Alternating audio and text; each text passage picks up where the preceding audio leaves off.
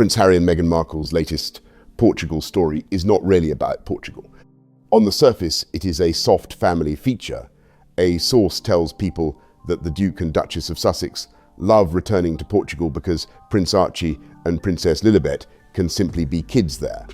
The picture being sold is gentle and domestic. Beach days, local markets, quiet restaurants, the children playing, and a family trying to create normal memories away from the pressure of royal life. It sounds harmless, almost sweet, but the reaction has been so strong because this is not just a travel story. It is another chapter in the Sussex contradiction.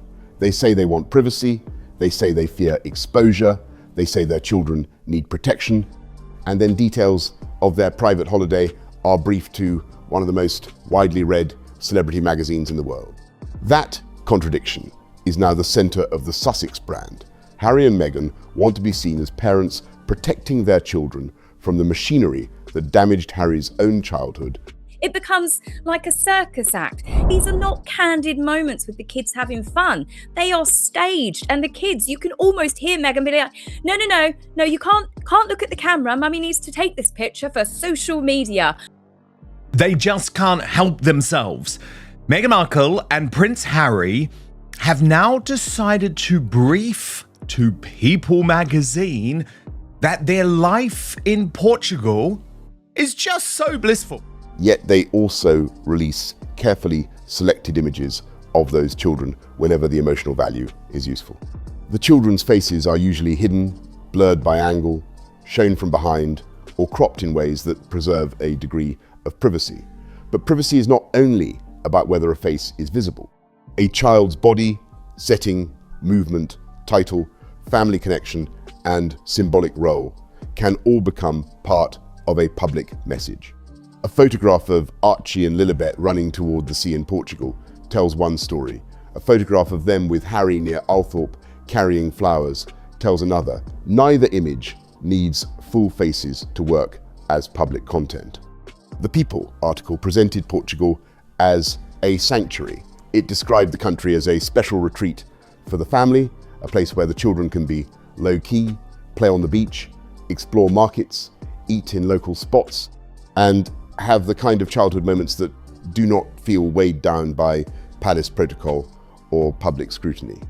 The article also repeated the long-running belief that the Sussexes maintain a vacation home near the Costa Terra Golf and Ocean Club on the Alentejo coast, close to the area associated with Princess Eugenie and Jack Brooks Bank. That detail matters because it makes Portugal sound less like a casual holiday destination and more like a strategic second base. Close enough to the UK to keep Harry connected, far enough from Britain to avoid direct royal control, glamorous enough for lifestyle imagery, and private enough to support the claim that the children can live normally. But if Portugal is genuinely such a private sanctuary, why brief about it? That is the question critics keep asking. Most families who want a quiet retreat do not provide scenic descriptions to celebrity outlets after posting holiday images on Instagram. Most public figures who are seriously concerned about being tracked do not help the public narrow down the area where they stay, the types of places they visit, and the broader pattern of their movements. No idea why we needed to know that. No one was asking, no one was trying to find them. And then we come to the most mad part. The paparazzi are tracking them down. They are on their tail. Oh yes, they were there, but there just happened to be no pictures whatsoever. Meghan's summer holiday carousel already gave the world a curated glimpse. Beach scenes, pool moments, family play, local dining, Portugal, and at least one image believed to be connected to Althorp. Then the People feature arrived to explain the emotional meaning of it all. That is not withdrawal from attention. That is narrative management. There is nothing wrong with parents wanting to document family life. There is also nothing wrong with Harry wanting his children to know Portugal, Britain, Althorp, and the places that shaped his own family story. The criticism is not that Archie and Lilibet should be hidden away forever. The criticism is that Harry and Meghan keep presenting ordinary family life as evidence in a larger public argument. The children are not simply children in these stories. They become proof that Portugal is normal, proof that the Sussexes are wholesome, proof that Harry still belongs near Britain, proof that the family can travel safely in Europe, proof that Diana's legacy continues through them, and proof that Charles should remain emotionally tied to them. That is a heavy amount of meaning to place on children who did not choose the narrative. The timing also matters. This Portugal story came after a complicated Sussex summer. Security tensions around the UK trip, a private reunion with King Charles and Queen Camilla at Highgrove, a visit to Althorp, Meghan's summer holiday photo carousel, renewed reporting about a possible Buckingham Palace stay for Harry on a future visit, questions about Meghan's as ever business momentum, and Harry's major legal defeat against Associated Newspapers. In that context, a soft focus article about Archie and Lilibet being able to simply be kids is not neutral. It helps shift the conversation from setbacks and controversy toward family warmth. It tells the public to see the Sussexes not as litigants, brand managers, or estranged royals, but as parents seeking peace for their children. So what are they trying to achieve here? Can I give you my theory, Tash? They Go have on. to keep pretending that they're a couple in demand, you know, that there is a bounty on their head, that the paparazzi really do want them. So while they're briefing about this family holiday, the message, Tash, to the paparazzi, and by the way, to the terrorists who they claim are after them too, is hunt us down in Portugal. We need you to hunt us down, because unless you hunt us down, all of our argument about permanent British government paid security collapses. That is a powerful image, and Meghan understands image. She has always been skillful at visual storytelling. The right photo does not need a long caption. A beach, a child's silhouette, a father reaching toward the water, a dinner table laugh, a market aisle, a pool splash, a summer dress, a black swimsuit, a hint of Europe, and suddenly the brand mood is restored. The Sussexes look relaxed, global, affectionate, and free. They look like the family they want the public to imagine. But the more curated the image becomes, the less spontaneous it feels. That is why critics call the photos staged. The issue is not whether the children were genuinely having fun. They may well have been. The issue is that the public only sees the version of fun selected to communicate a message. The Wales children are often used as a comparison, and the comparison is imperfect but revealing. Prince George, Princess Charlotte, and Prince Louis are public children because of the line of succession. They attend Trooping the Colour, major royal events, Christmas walks, and carefully managed family moments, because their roles are constitutional and symbolic. Their birthday portraits and public appearances exist within a clear framework of duty and future service. Archie and Lilibet are different. They are not in the line of direct working role preparation in any practical sense. They live in California, their parents left royal duty, yet they're still brought into the public narrative when their titles, royal bloodline, or emotional symbolism are useful. The Sussex children are presented as private, but they are also content when the story requires softness. That creates a strange visual rule. Their faces are protected, but their meaning is not. Their heads may be turned away, but their titles are front and center. Their identities may be guarded, but their royal connection is repeatedly activated. Am I being too cynical here, Tash? No, you're not. I mean, for a security conscious couple, Meghan even posted a local restaurant, which is apparently located near where it was rumoured that they purchased a property. Here's my if house. anything- Here's my house, terrorists. Come and visit. Exactly this. And the other thing as well, I think the reason why we've had this exclusive with people to tell us after the fact that the paparazzi were there, because They are shown as Diana's grandchildren, Charles's grandchildren, Harry's children, Meghan's proof of family life, and symbols of a possible bridge back to Britain. A child does not have to be fully identifiable to be used symbolically. That is the deeper privacy question the Sussexes rarely address. Supporters of Harry and Meghan would argue that this criticism is unfair. They would say the couple are damned if they do and damned if they do not. If they never show the children, critics accuse them of secrecy, manipulation, or hiding. If they show carefully controlled glimpses, critics accuse them of exploitation. Supporters would also argue that parents in the public eye should have the right to share a few joyful images while still rejecting intrusive paparazzi behavior. That point has merit.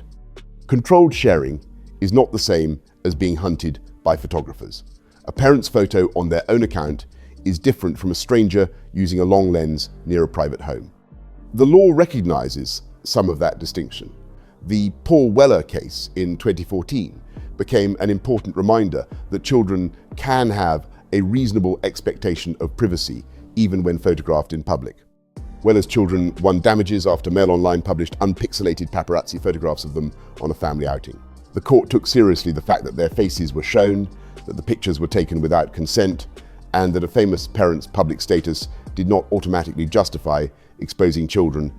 Years later, Meghan herself settled a privacy claim involving long lens photographs taken of her walking with Archie in Canada. The Sussexes are right to object to intrusive photography of children. That part of their argument is not imaginary. But legal privacy and public narrative are different questions. A paparazzo taking a child's face without consent is one issue. A parent repeatedly using partial images of children to support a public brand is another. The first may violate privacy law. The second may still raise ethical questions. Harry's desperately still scraping, trying to get the security back. He's apparently still lobbying the Home Secretary. And I'm sure our latest Prime Minister no doubt will have a letter soon from Harry himself. But yeah, I think that she did the photo dump because she was so desperate to get attention, especially with Prince George's birthday, because obviously being the future king, that was going to run on for a couple of days. She did the photo dump and then she's gone, It is possible to believe that paparazzi should not chase or photograph Archie and Lilibet, and also believe that Harry and Meghan should be more restrained in how they use the children in their own publicity. Those positions do not contradict each other. In fact, they come from the same principle. Children deserve to be more than accessories in adult storytelling. This is why the absence of paparazzi photographs from the Portugal trip became part of the debate. Meghan posted her own images from public-facing locations, and later reporting emphasized that no paparazzi photos of the family had surfaced, despite speculation about their travel route and the areas they visited. To Sussex supporters, that may prove the couple successfully kept the holiday private. To critics, it proves something else, that the old narrative of endless pursuit may not match the current level of public demand. If photographers were truly desperate to capture the Sussex children at any cost, critics ask, why did no pictures appear from Portugal? Why did the only major images come from Meghan's own account? The answer may be legal caution, lower commercial demand, better security, or simple lack of opportunity. British and European publishers face real legal risk when publishing identifiable images of children, especially if the images are not clearly in the public interest. Paparazzi agencies may also know that the Sussexes are litigious and not worth the cost of a fight. But critics see the absence of photos as a problem for Harry's security argument. For years, Harry has said that the media attention around his family creates danger. Yet the family appears able to move through parts of Europe, visit private locations, dine, go to the beach, and return without a flood of unauthorized photographs. That does not mean there is no risk. It means the reality is more complicated than the most dramatic version of the story. There is another possibility that is less dramatic, but just as important. The market may have changed. Harry and Meghan are still famous, but the kind of frenzied pursuit that surrounded Diana in the 1990s does not operate in exactly the same way now. Magazine, at the very least, would have lapped it up. The French do not care. They're the ones that published pictures of Catherine sunbathing topless. They would love to have their hands on photographs of Archie and Lili, who Harry and Meghan have actually put a bigger target on their head by playing all of the silly games that they have chosen to do. Exactly. And that's why it annoys me so much when people in the mainstream media continue to take their moans and their calls for privacy seriously. I mean, I literally saw the Times of London reporting before the visit with the King, and they said this with a straight face. I couldn't believe it, because Meghan obviously believes in privacy for her. Publishers are more legally cautious around children. Social media gives celebrities the ability to release their own pictures, reducing the value of unauthorized shots. public appetite can also cool. If audiences know Meghan may post controlled glimpses herself, the market for grainy paparazzi images becomes less urgent. That is not a moral victory or a defeat. It is simply a changed media economy. The Sussexes often speak as if they're living inside the most dangerous version of the old tabloid world, but their own media strategy belongs to the new world. Curated posts, friendly outlets, controlled exclusives, and selective access. That changed media economy is exactly why the Sussexes' choices matter so much. They cannot stop every hostile headline, but they can decide when to feed the machine. A private holiday could remain private. A restaurant could remain unnamed. A location could remain vague. A family album could stay on a phone. When details are released, even softly, they create a trail. They invite analysis. They encourage fans to praise, critics to dissect, and journalists to map the emotional geography of the family. If the goal is true privacy, silence is more effective than a carefully managed reveal. If the goal is controlled visibility, then the Portugal story makes perfect sense. The security question follows the Sussexes everywhere. Harry continues to argue that his family needs proper protection when they visit the UK, and he has fought for access to official police security after losing automatic protection when he stepped back from royal duties. The problem is that every successful private movement can be used against him. If the family can enter the UK quietly, see King Charles at Highgrove, stay connected to Althorp, visit Portugal, and avoid paparazzi images, critics will say the system already allows them to manage risk with private planning. If Harry says Britain is too dangerous without official security, gilded cage with two paranoid parents who, for their own motivation, are sort of using their imagery in an odd way to make points that don't even exist. Because why else would Liam Maguire say, that's just so normal. They're just so normal, Tash. They just go to the beach and play. This is not What's news. wrong with California? Yeah, exactly. But this is not news unless you're trying to prove something. And what they're trying to prove is that the kids have a normal upbringing. Now, my reporting, Tash, for a long time is there is nothing normal about these kids. Critics will point to the moments when the family appears to have moved around without incident. That argument should not be overstated. A quiet, private visit to a secure estate is not the same as a public appearance in central London. A beach in Portugal is not the same as a court arrival in Britain. A family dinner is not the same as a charity event announced in advance. Security professionals look at specific venues, routes, threat intelligence, exposure, public timing, and the behavior of the principal. Harry may face a real risk in some situations and a manageable risk in others, but his public rhetoric often sounds absolute. He says the family cannot safely return without the protection he wants. Then stories emerge showing that with enough planning, they can sometimes move discreetly. That tension weakens his case in the court of public opinion, even if it does not answer every operational question.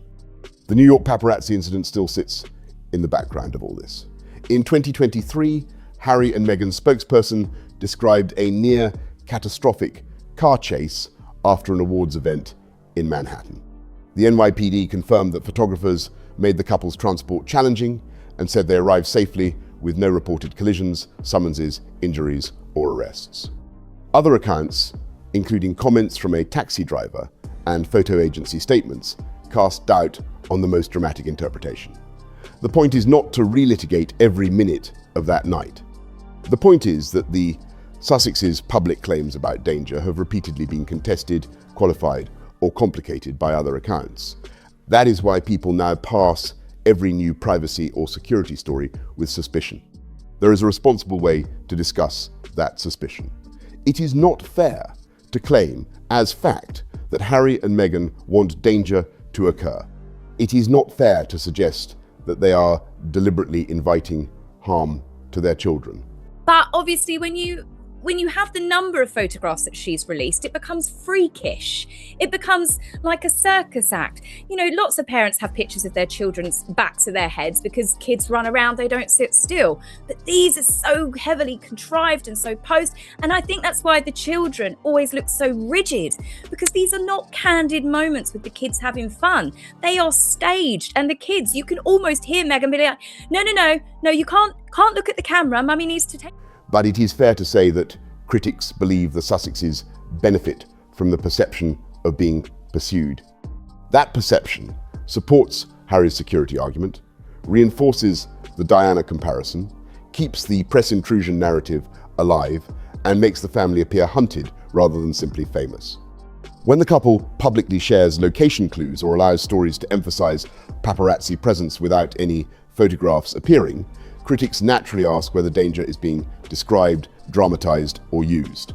The Diana comparison is especially powerful and especially dangerous. Harry's fear of paparazzi is rooted in the trauma of losing his mother. No one should dismiss that. Diana died after being pursued by photographers in Paris, and Harry has lived his entire public life with that knowledge. But invoking Diana too often can turn trauma into a shield against scrutiny. Not every photographer is part of Diana's tragedy, not every article is persecution, not every public criticism is danger, and not every family photo is automatically innocent because it comes from a wounded son. The public can feel sympathy for Harry's history and still question whether he is applying that history too broadly. The Althorp photographs intensified that concern. Meghan's carousel included images believed to show Harry with Archie and Lilibet at Althorp, the Spencer family estate where Diana grew up and where she is buried. In one image, Harry and the children appeared to be carrying flowers, leading many observers to believe they may have been visiting Diana's resting place. The couple did not explicitly state that the photograph showed the grave or the path to it, but the symbolism was obvious. For supporters, it was a touching sign that Harry is connecting his children to their grandmother. For critics, it was a private, sacred moment turned into social media content. The criticism of the Althorp image is not that Harry should never take his children there. He absolutely has the right to teach Archie and Lilibet about Diana. They should know where their grandmother came from and what she meant to him. I know, it is bullshit. It's this big turnaround. The mainstream media have done a turnaround because there are people obviously trying to, I would say, aid and abet Harry and Meghan's return to the UK. And it is just a turn of events. We saw it happen as soon as the deals started drying up, especially Netflix. I mean, that was the final death blow, as it were. But once it became more apparent that they weren't breaking Hollywood, the A-listers were shutting the doors. No one was giving them blank checks anymore. They'd lost Spotify, they lost Netflix. No one was paying, what was it, £500,000 for them to speak publicly. They couldn't even fill seats when they were in Australia. So of course, the criticism is that a visit connected to Diana's memory did not need to be folded into a public summer photo album. Some things gain dignity by remaining unseen. William and Catherine have almost certainly introduced their children to Diana's memory in private ways, but they do not turn those moments into public proof of emotional authenticity. That difference matters. Harry often seems to believe sharing grief is healing. William often seems to believe protecting grief is respect. Meghan's defenders would say the Althorp photo was subtle, not exploitative. It did not show the children's faces clearly. It did not name Diana in the caption. It did not show the grave directly. But subtle imagery can still be powerful. In fact, subtlety is often what makes it work. A direct caption might have looked crass. A suggestive image creates headlines while preserving plausible deniability. Viewers fill in the emotional gaps themselves. That is why critics saw the image as strategic. It gave the public enough to talk about without giving so much that the Sussexes could be accused of full exposure. The Portugal story works in a similar way. It does not explicitly say the Sussexes are preparing to relocate. It does not explicitly say they are trying to rebuild a European base. It does not explicitly say Portugal is a stepping stone back to Britain. But it places all the pieces on the table. A rumoured home, nearby royal relatives, privacy for the children, a short flight to the UK, Harry's desire to spend more time in Britain, and ongoing security concerns. The message is clear even if it is not directly stated. Portugal is being positioned as the bridge between Montecito and the monarchy. That bridge could become very useful. California gave Harry and Meghan distance, freedom, and commercial opportunities. But Hollywood has not become the endless source of power they may have expected. Their old audio partnership is gone. Netflix has shifted its relationship with them, with some projects continuing, but the old aura of an enormous content empire fading. And then secondly, to try and actually suggest that they get photographed in these places because that's what would help their cause. And then that brings me to... That's exactly what they're up to. Yeah, because that brings me to Yeah. the second most bonkers leak of the week. And again, the mainstream media just looked over this one. I guess there's been so much going on this week, but it's Jack Royston in Newsweek. Now, again, I like to paint a bit of a picture about where these sort of mainstream journalists come from.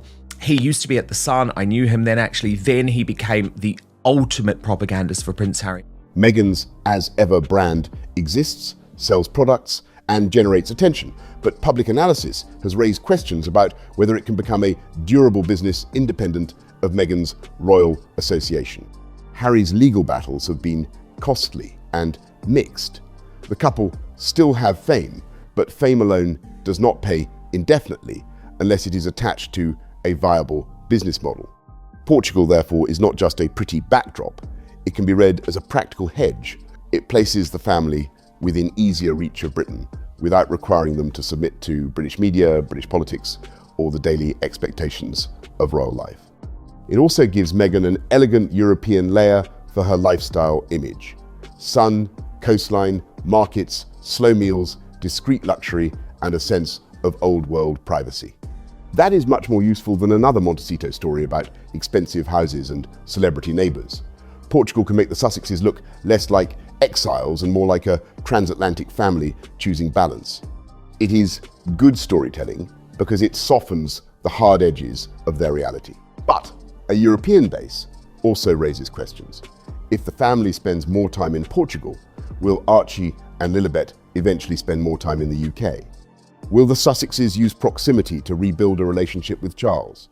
Will Harry try to attach himself more regularly to charities, Invictus events, and royal-adjacent gatherings in Britain?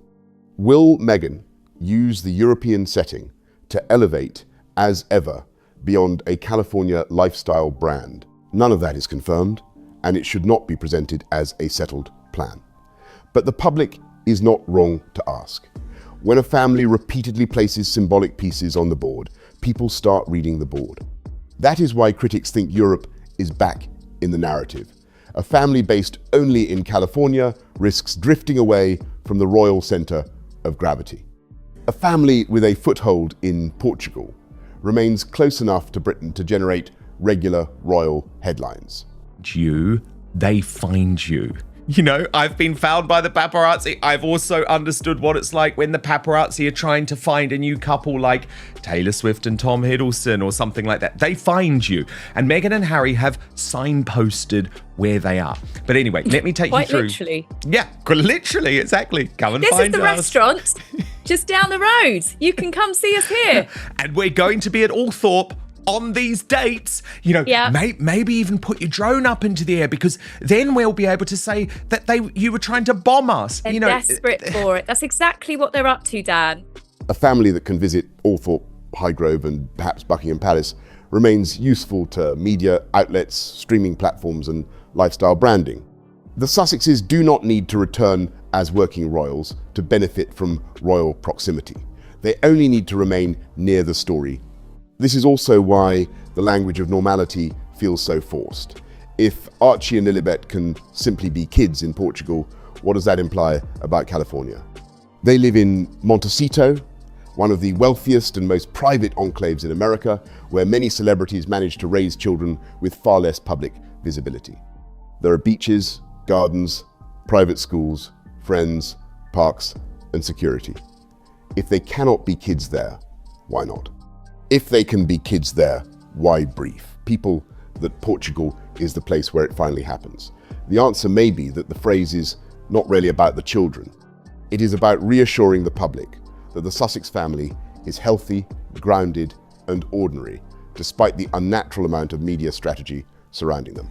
Children of famous parents never live entirely normal lives. That is true for the Wales children, the Sussex children, celebrity children, political children, and anyone born into a public family.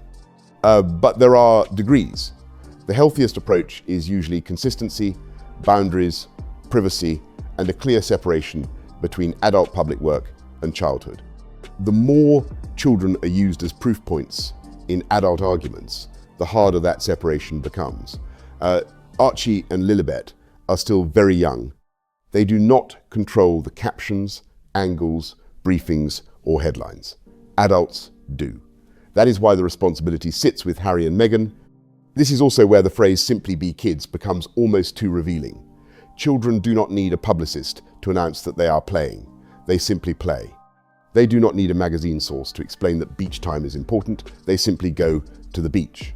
The very act of publicly insisting on normality makes the normality feel managed. Actual, real, not incident, but they need something that they could use and say, see, look, we're in danger.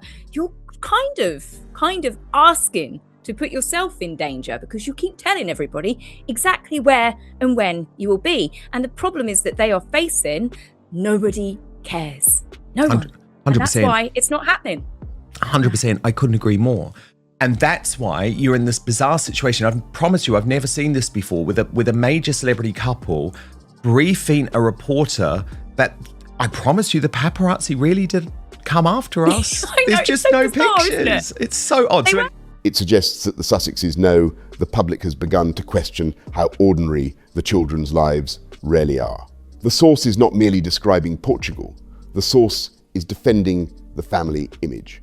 That is why the wording has been mocked by critics. It sounds less like spontaneous family joy and more like a correction note sent to the public. Please understand that these children are fine, happy, relaxed, and normal. The sad part is that the children may genuinely be all of those things. They may be happy, they may love Portugal, they may enjoy beach days and markets and local food, but because their parents have made privacy such a central public argument, even ordinary childhood moments are now interpreted through a strategic lens. That is the cost of turning personal life into a messaging system. Once an audience learns to see strategy everywhere, even innocence gets analyzed. Archie and Lilibet deserve better than that. They deserve moments that are not asked to prove anything. There is a fair concern here that should not be dismissed simply because some critics express it harshly. What does it do to a child to be constantly photographed from behind for public consumption? What does it mean if children are told, implicitly or explicitly, that they can be shown but not fully shown, seen but not too clearly seen, present but controlled?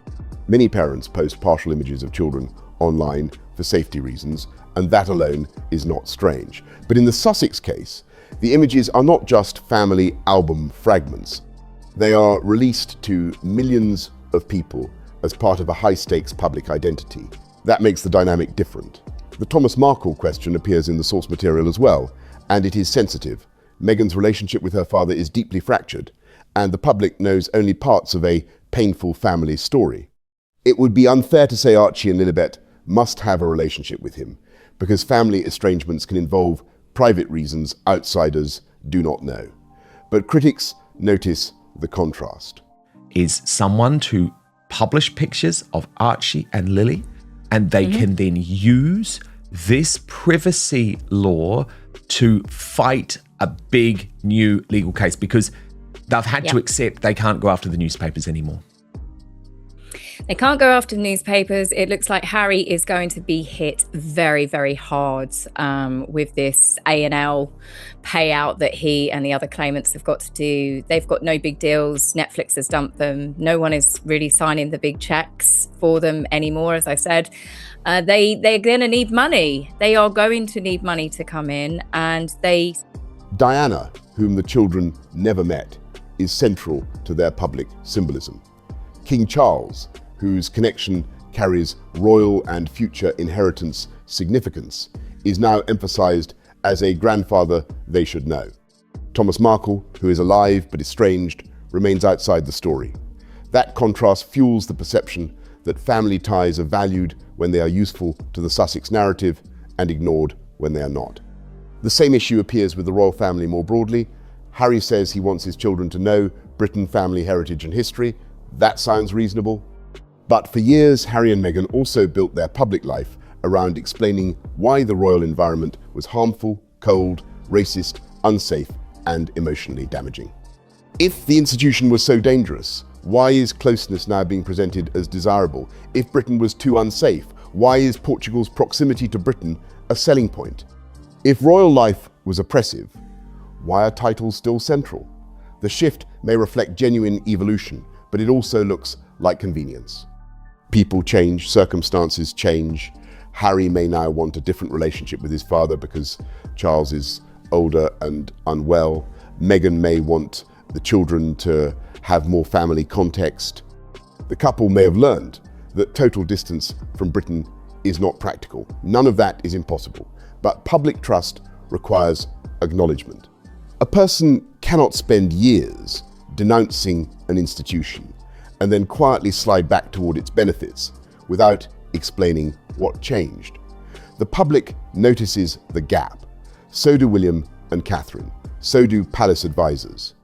So does every commentator watching the Sussex strategy. The future danger for the monarchy is not that Harry and Meghan take another holiday. It is that their private movements keep becoming institutional pressure. A Portugal article becomes evidence that the children need normality. An Althorp photo becomes evidence of Diana connection. A Highgrove meeting becomes evidence of Charles's forgiveness. Get them setting up that New York car chase. I mean, I am honestly just really grateful that it was the paparazzi that decided to clear their name, and they released the media that they took publicly, which showed them willingly getting into a taxi, willingly stopping, willingly letting their one bodyguard get out of the taxi as they were allowed to surround the car. Otherwise, everybody would have fallen for it. So I think there is probably a warning when it comes to Harry and Meghan, even amongst the paparazzi themselves, to be very, very careful what they get themselves involved in. I mean, Meghan is, as we know, she's someone that sets up the paparazzi shots. She set up those famous ones when she... A Buckingham Palace room becomes evidence of royal status. A security complaint becomes evidence of danger. Each piece on its own can be explained away. Together, they create a gradual campaign of repositioning the Sussexes as semi-returned, semi-private, semi-royal, still wronged, still marketable, and still entitled to royal consideration. That is why William is likely to remain the hardest obstacle. Charles may forgive because he is a father. William may not because he is the future king and the brother who has been publicly wounded by Harry's choices. William understands that once the Sussexes are allowed to regain royal proximity, the line becomes harder to redraw. If Harry stays in royal residences, if Meghan posts European royal adjacent family images, if the children are used as emotional bridges, and if the press begins writing about a soft return, William's future reign inherits the confusion. He has little reason to support that. For Charles, the challenge is to love without weakening the institution. He can see Harry, he can meet his grandchildren, he can offer private kindness, but he must not allow kindness to become a public platform. The palace needs rules. No photographs from private royal meetings, no briefing that turns family access into leverage, no royal residence used as brand fuel, no blurred line between private reconciliation and public restoration, and no pressure on William and Catherine to participate before trust has been rebuilt. Without those rules, every gesture becomes another Sussex headline. For Harry and Meghan, the challenge is simpler but harder. If they want privacy, they must stop using privacy as content. They do not need to brief people about where the children can simply be kids. They do not need to post suggestive images from Diana-linked locations. Of letting the children build relationships up with their relatives. The only one that they've recently decided that they can bring their children to the UK despite not getting all of the demands they wanted is the king, because he is the most financially beneficial one for their children to have a relationship with, or at least to start.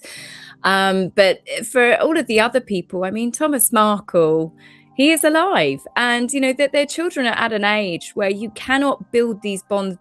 They do not need to turn every movement through Europe into a proof point about family, security, and belonging. They can live quietly if they choose. They can share less.